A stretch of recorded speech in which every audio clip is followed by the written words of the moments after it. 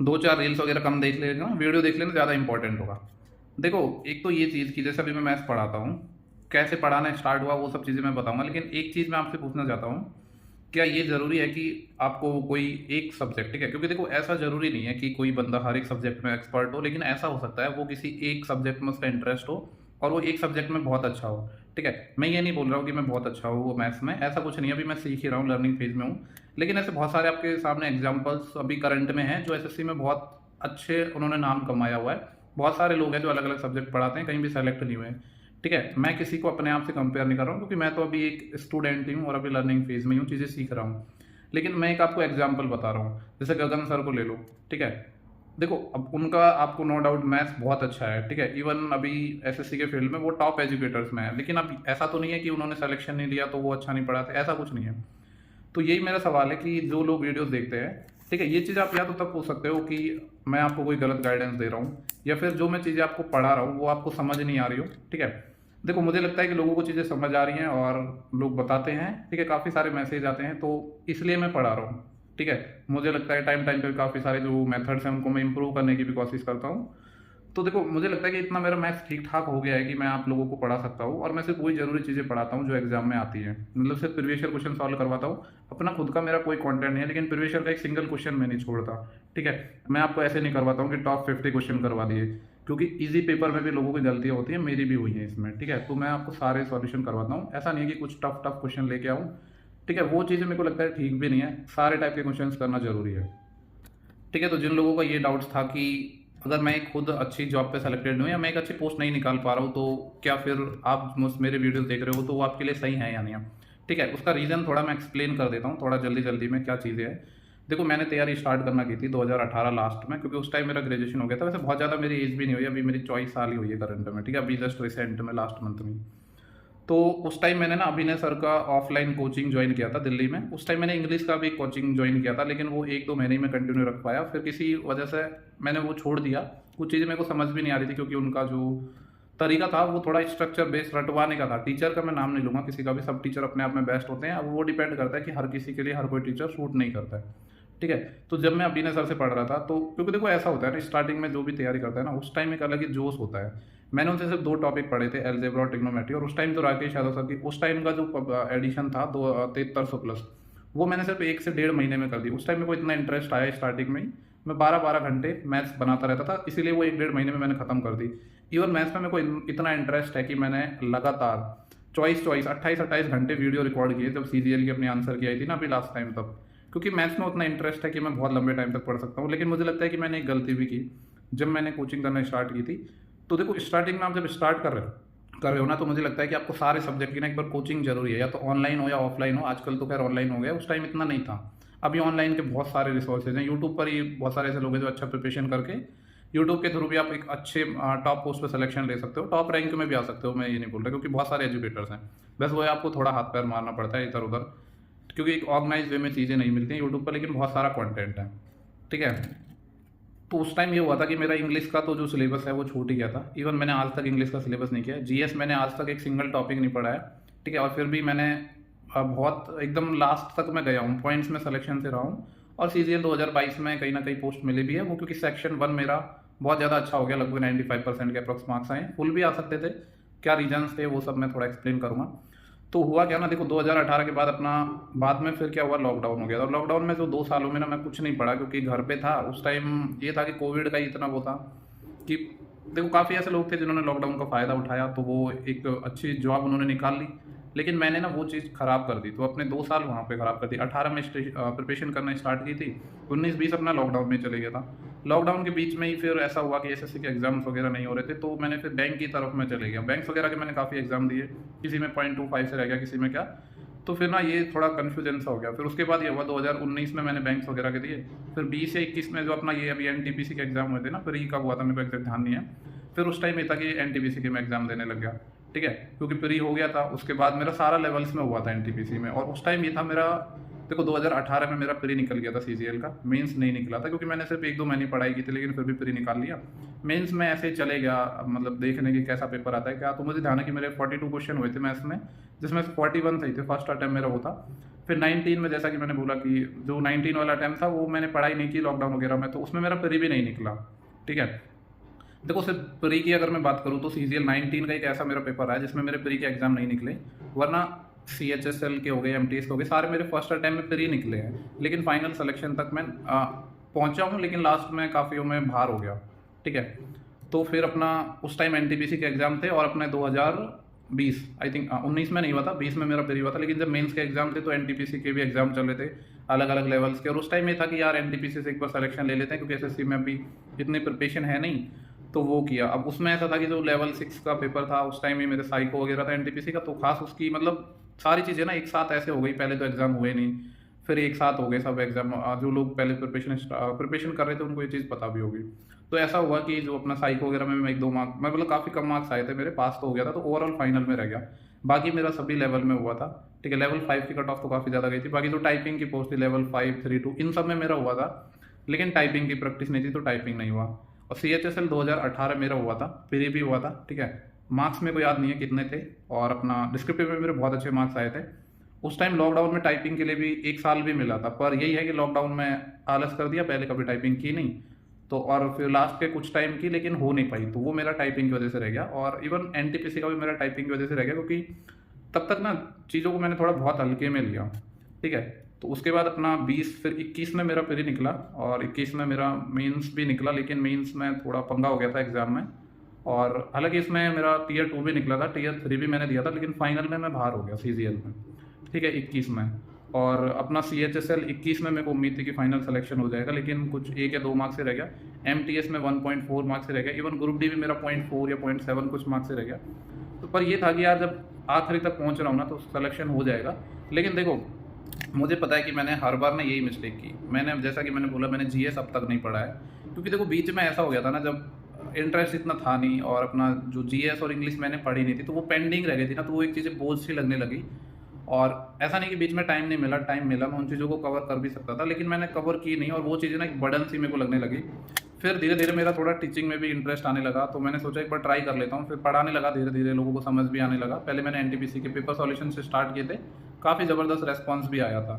ठीक है, फिर सीजीएल के मैं प्रीवियस पेपर सॉल्व करवाने लगा हर एग्जाम के, एग्जाम वाइज, सेट वाइज। तो फिर मैंने ऐसा कर लिया था कि काफ़ी मेरे को इंटरेस्ट आने लगा, मतलब पढ़ने से ज़्यादा मेरे को पढ़ाने में इंटरेस्ट आने लगा। तो फिर कहीं ना कहीं मैंने वो चीज़ें थोड़ी साइड में कर दी थी, और पढ़ाने में मैं थोड़ा ज़्यादा इन्वॉल्व हो गया था। लेकिन फिर बीच में कभी कभी ऐसा लगता था कि यार एक बार सिलेक्शन ले लो तो बढ़िया है। लेकिन वही चीज़ है कि मैं जीएस कभी कर नहीं पाया। ठीक है, इंग्लिश मैंने कभी नहीं पढ़ा है, सिर्फ मैंने थोड़ी बहुत वोकेब पढ़ी, और ग्रामर के जो 120 रूल आते हैं अपने निमिषा मैम के, वो पढ़े, वो भी 1 या 2 बार इस बार अभी जब मैंने सीजीएल का पेपर दिया था। ठीक है, तो ये सब चीज़ें थी जिनकी वजह से सिलेक्शन में प्रॉब्लम हो रही, क्योंकि ऐसा था कि यार मतलब, क्योंकि देखो सिलेक्शन भी एक तो मेरे को इसलिए चाहिए था क्योंकि ना बीच में मैंने पूरा मन बना लिया था कि मैं सिर्फ यूट्यूब पे पढ़ाऊंगा। लेकिन देखो अलग अलग लोगों की अलग अलग थोड़ा मेंटेलिटी होती है, और आजकल यही चलता है कि अगर सामने वाला बंदा सेलेक्टेड है तो ही वो तुम्हें अच्छा गाइडेंस दे सकता है, वरना नहीं दे सकता। ज़्यादातर लोगों की ऐसी ही मेंटेलिटी है, जबकि ऐसा कुछ नहीं है। देखो एक वो बंदा भी आपको बहुत अच्छे से गाइड कर सकता है जिसने कभी सिलेक्शन नहीं किया, लेकिन उसने बहुत बार वो फेल हुआ है, तो उसको वो गाइडेंस तो मिल जाता है ना। ठीक है, क्योंकि अब देखो जैसे जैसे साल बीतते हैं, फैमिली प्रेशर रहता है, काफ़ी चीज़ें रहते हैं। हालांकि फैमिली वगैरह की इस तरफ से तो मुझे कभी कोई प्रेशर रहा नहीं 1% भी। ठीक है, तो इस चीज़ का फ़र्क पड़ता है, फिर खुद ही डीमोटिवेट होते हैं जब स्टार्टिंग में सिलेक्शन नहीं होता। तो यही मैं, काफ़ी लोग पूछते रहते हैं तो यही बोलता हूँ कि स्टार्टिंग में ना जो जो उसमें पेपर निकल जाते हैं, सारी सब्जेक्ट की प्रिपरेशन करो और अच्छे से प्रैक्टिस करो। अब देखो इतना तो मेरे को पूरा, मतलब इतनी बार पेपर दिए, इतनी बार फेल हुआ हूँ, फेल ज़्यादा हुआ हूँ, पास तो मैं बहुत कम हुआ हूँ। मतलब मेंस में नहीं निकले हैं मेरे, फाइनल सिलेक्शन नहीं हुए हैं। ठीक है, और नहीं देखो मैथ्स वगैरह मेरा काफ़ी अच्छा हो गया। मेरे सीएचएसएल में 2-3 बार 50 में से 50 आ गए, एमटीएस में आ गए, और रीजनिंग वगैरह में भी आए हैं। हालांकि मेंस में मेरे 200 कभी नहीं आए। ठीक है, मैथ की बात कर रहा हूँ। तो यही सब चीज़ें थी। देखो अब ऐसा नहीं है, अब मुझे रिसोर्सेज पता है, इंग्लिश के भी पता है, जीएस के भी पता है। काफ़ी सारे लोग मुझसे पूछते भी हैं और मैं उनको गाइड भी करता हूँ। ऐसा नहीं है, देखो पहले मैं बिल्कुल गाइड नहीं करता था। काफ़ी लोग पूछते थे तो मैं बोल देता कि इंग्लिश और जीएस का मेरे को कोई आइडिया नहीं है, तो मैं बिल्कुल गाइडेंस नहीं देता था। इवन यूट्यूब पे तो मैं अभी भी वीडियो नहीं बनाता हूँ। लेकिन काफ़ी लोग ना डेली के मेरे पास बहुत, जैसे जो लोग मुझसे कनेक्टेड हैं उनको पता होगा, जो लोग यूट्यूब पे डेली कमेंट करते हैं, टेलीग्राम पे कमेंट आते हैं, व्हाट्सएप पे कमेंट आते हैं, हर एक सिंगल बंदे का मैं रिप्लाई करता हूँ, हर एक सिंगल बंदे का डेली 1 डेढ़ घंटा तो मेरा इसी में जाता है, ठीक है। जितना मुझसे हो सकता है मैं सारी जितने भी क्वेरी हैं उनको सॉल्व करने की कोशिश करता हूँ। और अब ऐसा नहीं है, जीएस का मेरे को रिसोर्सेज का बहुत अच्छे से पता है, इवन क्या क्या आजकल ट्रेंड चल रहा है सब कुछ पता है। लेकिन वो अलग बात है कि मैंने पढ़ा नहीं, क्योंकि मेरा ऐसा था कि यार यूट्यूब में जाना है, मतलब मैथ्स पढ़ाना है। लेकिन कहीं ना कहीं ये चीज़ मुझे अभी भी लगती है कि ये शायद मेरा गलत डिसीजन था, क्योंकि ना आजकल ये है, क्योंकि आपको पता है बहुत बड़े बड़े एजुकेटर्स हैं एसएससी के फील्ड में, स्पेशली बाकी फील्ड से बैंक अपना रेलवे वगैरह हो गया, तो उसमें अभी भी इतने टीचर्स नहीं है। उसमें जो लोगों की संख्या है वो भी ज़्यादा होती है, तो उसमें आसान है कंपेरेटिवली। लेकिन देखो जब मैं मैथ्स की प्रिपरेशन करता हूँ ना, अब देखो टीचर्स की मैं बात करूँ तो मैंने बहुत सारे टीचर्स को पढ़ा है। काफ़ी लोग पूछते हैं कि मैंने किस टीचर से पढ़ा है, सबसे ज़्यादा मैंने अभिनय सर से पढ़ा है। लेकिन कुछ मैंने हर एक टीचर का ना कुछ सीखा है। गगन सर से भी मैंने प्रॉफिट लॉस वगैरह के कुछ कॉन्सेप्ट सीखे हैं। बहुत सारे टीचर हैं अपने जो अपने रैमो सर हैं, उनसे मैंने सिर्फ नंबर सिस्टम का एक कॉन्सेप्ट सीखा है। ऐसे बहुत सारे टीचर्स हैं, जैसे अपने साहिल सर हैं जो रेलवे के लिए पढ़ाते हैं, और भी मेरे को नाम ध्यान नहीं आ रहा होगा। आदित्य रंजन का तो मैंने अभी कुछ नहीं पढ़ा, आदित्य रंजन सर का, क्योंकि वो तो अभी अभी आए हैं, और लगभग पिछले 2 साल से मैं कोई भी वीडियो ही नहीं देखता हूँ, क्योंकि मुझे लगता है कि इतनी मैथ्स आ गई है मेरे को, क्योंकि मैं खुद ही वीडियो बनाने लग गया हूँ, ठीक है। तो मेरे को खास ज़रूरत पड़ती नहीं, कोई डाउट रहता है तो दोस्तों वगैरह के साथ में डिस्कस कर लेता हूँ। तो देखो यही एक मेन रीज़न है कि मैं अच्छी पोस्ट इसीलिए नहीं निकाल पाया, क्योंकि मैथ और रीजनिंग के दम पे आपको पता है कि अब ये टाइम हो गया, इतना कंपटीशन बढ़ गया है कि पहले तो आप जीएस को इग्नोर कर सकते थे, लेकिन अब आप जीएस को कोई एक सिंगल सब्जेक्ट को भी ना इग्नोर आप कर ही नहीं सकते, और ना आप सिलेक्शन ले ही नहीं सकते, ठीक है। तो इस बार अगर मैं जीएस की बात करूँ तो जीएस में मेरा कुछ ज़्यादा स्कोर नहीं है, कुछ 8-10 नंबर स्कोर आया है। एक्चुअली इस बार ना पता क्या हुआ, जब मैं एग्जाम देने गया था प्री में, मेरा 140 का अप्रॉक्स स्कोर था। लास्ट टाइम भी इतना ही था, क्योंकि यार देखो 2 सब्जेक्ट के दम पे इतना ही स्कोर आ सकता है। इंग्लिश में ठीक ठाक स्कोर आ जाता है, प्री में मेंस में नहीं आता, और इस बार जीएस में भी ज़्यादा नहीं आए, कुछ 15-16 आए थे, तो 140 तक मैं पहुंच गया था। लास्ट टाइम भी मेरा इतना ही था। मेंस के टाइम क्या हुआ था ना, अगर जो लोग जयपुर से हैं तो उन्हें पता होगा, एक बेनार्ड रोड पे कॉलेज पड़ता है, ठीक है। उधर का ना एक लैब पड़ती है, T9 कुछ लैब है, उसमें ना एक साथ पता है 500-600 लोगों का पेपर कंडक्ट करवाया जाता है, जिसमें से 5-6 इन्विजिलेटर रहते हैं। मेरा पेपर था फर्स्ट डे 2 मार्च को। तो सीन ऐसा हुआ था कि लोगों की ना वेरिफिकेशन ही नहीं हो पाया, और एग्जाम स्टार्ट हो गया था, ना तो कमीशन कॉपी दी, ना रफ शीट दी, कुछ नहीं। लगभग 2-3 मिनट निकल गए थे एग्जाम के। और देखो किसी को भी ये उम्मीद नहीं थी फर्स्ट दिन की पेपर का लेवल कैसे आने वाला है, सबको यही था कि ठीक ठाक लेवल आने वाला है, मतलब जितनी उम्मीद थी उतना लेवल आया नहीं। तो ना 2-3 मिनट में, अब देखो 5-6 लोगों का क्राउड रहता है एक सिंगल लैब में, और उसको अटेंड करने वाले सिर्फ 5-7 लोग होते हैं। तो एग्जाम का माहौल ना एकदम कंप्लीट खराब हो गया था। मेरे को लगा कि ये पेपर 100% कैंसिल होने वाला है, क्योंकि लोग चिल्लाने लगे। लेकिन फिर उन्होंने 2-4 मिनट बाद रफ शीट वगैरह दे दी। तो स्टार्टिंग में ना देखो मैथ्स की मैंने बहुत प्रैक्टिस की, और स्टार्टिंग में मैंने मैथ्स ही बनाया था, लेकिन वो एग्जाम का ऐसा माहौल हो गया था ना, बहुत ज़्यादा प्रेशर बन गया था। मेरे को ध्यान है कि पहले मेरे 5 मिनट में एक एवरेज का छोटा सा क्वेश्चन था, अगर मैंने सॉल्यूशन करवाया तो आपने देखा भी होगा, फर्स्ट 5 नंबर के नेचुरल नंबर से क्यूब्स का एवरेज वगैरह कुछ हो जाता, उस क्वेश्चन को नहीं कर पाया मैं 5 मिनट में, क्योंकि देखो एग्जाम में प्रेशर उतना बढ़ गया। बाद में फिर धीरे मैंने अपने आप को काम किया, और फिर मैंने टाइम से पहले पूरा पेपर बना लिया था। रीजनिंग में मेरा एक क्वेश्चन गलत हुआ था, उसको भी मैं जानबूझ के गलत करके आया। ओवरऑल मेरा मैथ्स रीजनिंग में काफ़ी अच्छा स्कोर था, 95% के अप्रॉक्स, ठीक है। फिर इंग्लिश में ऐसा था कि इंग्लिश में पैरा जंबल और मेरी बड़ी दुश्मनी है। मैं हमेशा हर एग्जाम में जब भी मेंस होता है पैरा जंबल में ना, अभी जैसे देखो जो सेक्शन 2 है अपना, 90% लोग ऐसे होंगे जिनको टाइम कम नहीं पड़ता है सेक्शन 2 में। लेकिन अगर मैं कहूँ कि मेरे को कम टाइम पड़ गया तो आप सोचोगे कि ऐसा पॉसिबल नहीं है, पर एक्चुअली में ऐसा ही हुआ। पैरा जंबल के 4-5 क्वेश्चन आए, 15 से 16 मिनट लगाई मैंने उनमें, ठीक है। उनमें से मेरा सिर्फ एक सही हुआ, 4 गलत हो गए। उसके चक्कर में मेरा जीएस छूट गया। देखो जीएस वैसे तो मैंने पढ़ा हुआ नहीं है, लेकिन मैंने ना 18 क्वेश्चन तक किए थे, मतलब 5-6 ही बन पाए थे उसमें। और जो लास्ट के 5-7 क्वेश्चन थे ना, वो ऐसे क्वेश्चन रहे जो सारे आते थे मेरे को, क्योंकि उस टाइम तो मेरे को पता नहीं था कि मेरे को आते हैं, लेकिन आंसर गई तो पता चला ओम्स लो के क्वेश्चन थे, ठीक है। अपना वी बराबर आई आर, और जो रजिस्टेंस वगैरह पे थे, बिहार की पॉपुलेशन वगैरह पे, लिटरेसी रेट वगैरह पे, ऐसे क्वेश्चन थे जो मतलब जो बेसिक क्वेश्चन होते हैं ना। जीएस तो देखो नहीं पढ़ी है, लेकिन इतना एग्जाम देते हैं तो कुछ बेसिक क्वेश्चन है ना जो इधर उधर आते रहते हैं, वो तो आ जाते हैं। तो 5 ऐसे क्वेश्चन थे जो मेरे मतलब मुझे आते थे। 1 मिनट अगर मेरे को मिलता तो मैं वो सारे कर देता। जीएस में मैंने सिर्फ 2-2.5 मिनट में फर्स्ट 18 क्वेश्चन मैंने अटैम्प्ट किए, उसमें भी ऑप्शन के ऑप्शन थे। तो देखो ये चीज़ भी होती है कि एग्जाम में ना आपको लक भी चाहिए होता है, मेहनत के साथ साथ लक भी चाहिए होता है। अब देखो दुख इस बात का है कि जीएस वैसे मैंने नहीं पढ़ा है, कोई प्रॉब्लम नहीं है, लेकिन वो क्वेश्चन रह गए जो आते थे, और मेरी गलती की वजह से। तो यही है, क्योंकि देखो इंग्लिश और जीएस मैंने पढ़ा नहीं है। सेक्शन 2 में मोर देन सफिशिएंट टाइम होता है, फिर भी मेरे को कम पड़ गया, क्योंकि मेरे को ऐसा था कि जीएस में तो मेरे को क्वेश्चन आएंगे नहीं। इंग्लिश में जो अपने PQRS है उनमें मैंने काफ़ी टाइम दे दिया था, और अपने जो कॉम्प्रीहेंशन है मैं सोचा था कि यार ये चीज़ तो थोड़ा अच्छे से करता हूँ जिससे मैक्सिमम मार्क्स ला सकूँ, तो उस चक्कर में ना बहुत टाइम वेस्ट हो गया। और ऐसा हो उस चक्कर में कंप्यूटर में भी चलो खैर इतने मार्क्स आ गए, वरना मेरे वैसे यहाँ पे मैं जब देता था तो 30+ हमेशा आते थे, लेकिन एग्जाम में नहीं आए। 21 कुछ ही मार्क्स आ पाए थे मेरे उसमें, ठीक है। पर एक दो क्वेश्चन गलत वलत भी थे, तो अब पता नहीं एग्जैक्ट तो कितने आए हैं। खैर टीए में तो नॉर्मल स्टैंडर्ड चाहिए था, तो वो तो क्लियर हो गया था, ठीक है। तो यही सब पूरी जर्नी है। और इसमें मैंने एक चीज़ और नहीं बताई है, मैंने अपने प्रिपरेशन में ना मॉक टेस्ट ना के बराबर लिए हैं। सबसे बड़ी मैंने बहुत सारी मिस्टेक्स की हैं, अब मेरे को पता है कि मैंने क्या क्या मिस्टेक्स की और उनसे मैं क्या क्या सीख सकता हूँ। पता है मॉक टेस्ट का ऐसा रहता है ना, जनरली हम, जैसे मैंने ये चीज़ देखी भी है, जब हम प्रिपरेशन स्टार्ट करते हैं ना, काफ़ी लोग एग्जाम छोड़ देते हैं। इस बहाना क्या बनाते हैं कि यार प्रिपरेशन नहीं है तो अगली बार अच्छे से देंगे, जबकि ना ये गलत धारणा है, ठीक है। आपको एग्जाम देने चाहिए, उससे आपको एग्जाम का माहौल पता चलता है, ठीक है। कोई पेपर इजी आता है, कोई टफ आता है, तो एग्जाम आपको देने चाहिए। टाइपिंग टेस्ट भी आपको देने चाहिए, चाहे आपका हो या ना हो, क्योंकि एग्जाम में और घर में दोनों में बहुत फर्क रहता है। तो इस चीज़ से ना आपको एक्सपीरियंस मिलता है। मैं हमेशा बोलता रहता हूँ, काफ़ी लोग बोलते हैं कि टाइपिंग टेस्ट छोड़ दूँ, तो मैं बोलता हूँ अगर आपका सिर्फ लिस्ट में नाम है ना, चाहे 0.01 मार्क्स भी ज़्यादा है, तो आप टाइपिंग वगैरह दो, उसका फ़ायदा मिलता है। मैंने देखा है और एक्चुअली में ऐसा होता है, ठीक है। काफ़ी लोग मैंने ऐसे देखे, इवन मेरे कुछ साथ वाले थे, उनका अच्छी टाइपिंग थी, 99% एक्यूरेसी आती थी, ठीक है। टाइपिंग स्पीड भी ठीक थी, लेकिन एग्जाम में नहीं हुआ क्योंकि फर्स्ट टाइम दिया उन्होंने। तो टाइपिंग का ना एग्जाम में भी काफ़ी प्रेशर रहता है, तो इस चीज़ को भी आपको ज़रूर रेगुलर रखना चाहिए टाइपिंग को, और कंप्यूटर को भी आपको रेगुलर रखना चाहिए। काफ़ी लोगों का एक दो क्वेश्चन और आ रहे थे कि कंप्यूटर वगैरह कहाँ से पढ़े, तो छोटी छोटी चीज़ों पे मैं एक सेपरेट वीडियो बनाऊंगा। लेकिन इसमें बस यही था, एक तो थोड़ा क्लियरिफिकेशन था कि क्या रीजन है जिनकी वजह से मेरे जो मैं एक अच्छी पोस्ट नहीं ले पाया।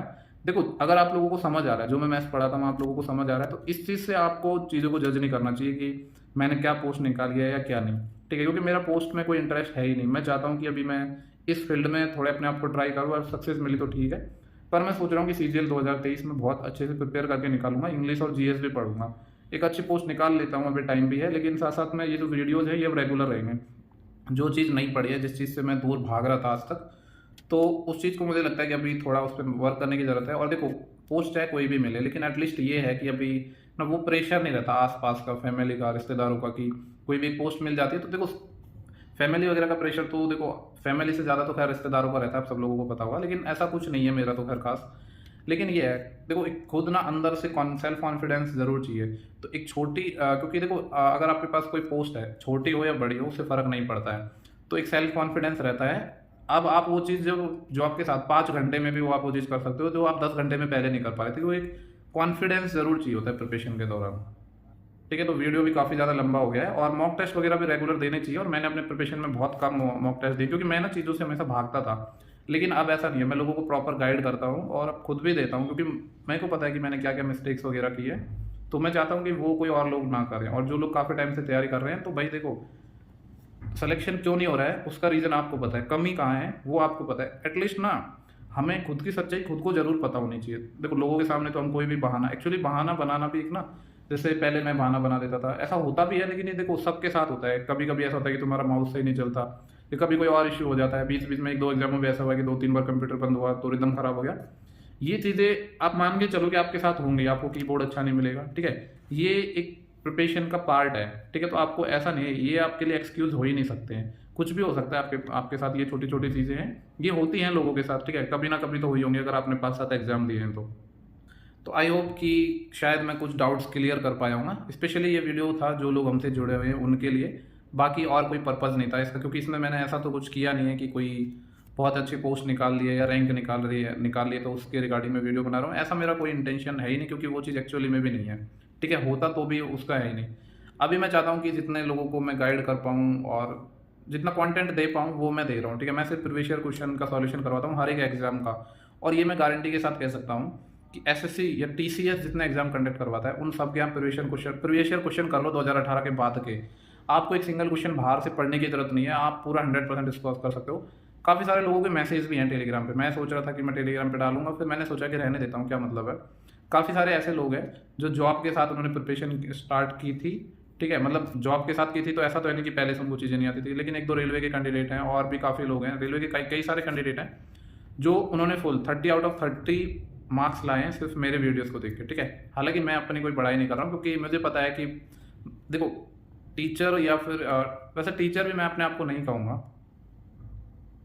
तो कहने का मतलब ये है कि जो प्रीवियस ईयर क्वेश्चन है ना एसएससी के लिए वो मोर देन सफिशिएंट है, वो मैं आपको करवाता रहता हूँ। आप जहाँ से भी करो, लेकिन आपको प्रीवियस ईयर क्वेश्चन सबसे ज़्यादा लगाने हैं। मैथ हो गया आपका, रीजनिंग हो गया, इंग्लिश हो गया, ये 3 सब्जेक्ट तो ऐसी हैं इसमें सिर्फ आप प्रीवियस ईयर क्वेश्चन कर लो और आपको बाहर से कुछ करने की ज़रूरत ही नहीं है। चलो तो इस वीडियो को यहीं ख़त्म करते हैं। बाकी अगर आपके और कोई डाउट्स वगैरह होंगे तो कमेंट सेक्शन में बता देना, ठीक है। आप पर्सनली मैसेज कर सकते हो, सारे मैंने आपको कॉन्टैक्ट डिटेल वगैरह दे रखी है। तो जो भी डाउट्स होते हैं मैं डेली मैसेज करता हूँ, हर एक सिंगल मैसेज का रिप्लाई करता हूँ। और एक रिक्वेस्ट और है, देखो यार काफ़ी सारे लोगों के ना बहुत बेतुके भी अपने पास कमेंट आते हैं, तो वो मत किया करो, क्योंकि आपको पता है कि मैं हर एक कमेंट का रिप्लाई करता हूँ। तो जो अननेसेसरी कमेंट होते हैं फिर उसमें टाइम वेस्ट होता है, मेरा भी और आपका भी, क्योंकि फिर बहुत ज़्यादा कमेंट आने लग गए तो जिन लोगों को एक्चुअली में जो गाइडेंस चाहिए वो नहीं दे पाऊंगा जब ज़्यादा लोग हो जाएंगे तो, ठीक है। तो अननेसेसरी कमेंट मत किया करो, तारीफ वगैरह कर लिया करो, उससे मोटिवेशन मिलता है, ठीक है। तो अपनी CRPF की जो सीरीज चल रही है उसको मैं जल्दी खत्म करने वाला हूँ, और नेक्स्ट 3 से 4 दिन में मैं खत्म कर दूंगा। 11 वीडियो रिकॉर्ड हो गई है, मतलब 11 मैंने अपलोड कर दी है, नहीं आई थिंक 10 करी है, ठीक है। बाकी की 14 शिफ्ट में नेक्स्ट 3 से 4 दिन में खत्म कर दूंगा। देखो कोई एग्जाम ऐसा नहीं बचे जिसके हमने सॉल्यूशन नहीं करवाए। मेरे को ध्यान है 2 एग्जाम और बच रहे हैं, आप लोगों को भले ही ध्यान नहीं होगा लेकिन मुझे ध्यान है, मैंने PPT भी बना रखी है। एक तो अपना IDM वाला एग्जाम ले रहा है, जो SSC IDM का एग्जाम हुआ था ना, कुछ IMD या जो भी था वो वाला, और एक अपना था जो assistant wireless operator AWO TPO, उन 2 एग्जाम्स के अपने सॉल्यूशन रह रहे करवाने। उनका PPT एक्चुअली मैंने बना रखा है, लेकिन आप लोगों का डिमांड आ रहा था कि CRPF SCM को पहले करवाऊँ, तो इसको मैं पहले करवा रहा हूँ, इसलिए अब टाइम लग गया है। और कुछ फैमिली में प्रॉब्लम्स वगैरह भी थी, घर वर जाना हो गया, शादी वगैरह है, तो टाइम कम मिल पा रहा है, वरना इतनी लंबी सीरीज ये मैं खींचता ही नहीं, ठीक है। तो आई होप कि शायद अगर आपने वीडियो देखा है लास्ट तक तो कुछ ना कुछ सीखने को मिला होगा, ठीक है। बाकी सब तरह के लोग होंगे, सब तरह के कमेंट आएंगे, तो वो सब चलता है, ठीक है। तो चलो ऑल द बेस्ट, पढ़ते रहो, और जितना कंटेंट मैं दे पाऊंगा वो मैं यूट्यूब पर ही दूंगा, ठीक है। वो हमेशा दूंगा जब तक पॉसिबल हो पाएगा, ठीक है। Bye bye.